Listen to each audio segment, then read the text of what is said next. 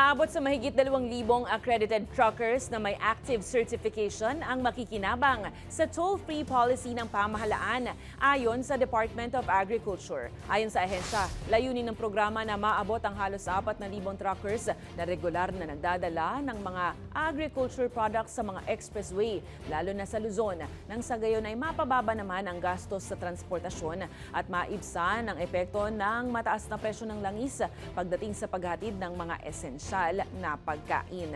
Nagsimula ang isang buwang toll-free privilege noong April 20 sa pangunguna ng Department of Transportation at Toll Regulatory Board. Samantala, nasa halos 500 truckers pa ang nakapila para sa akreditasyon. At malaking bagay ito dahil more than 100 million na worth ng mga products yung dumadaan sa mga tollways. At sa isang araw nga nakakatipid yung ating mga truckers up to 6,000 pesos sa pagtawid ng walang binabayarang toll fee magmula rito sa North hanggang dito sa South Luzon.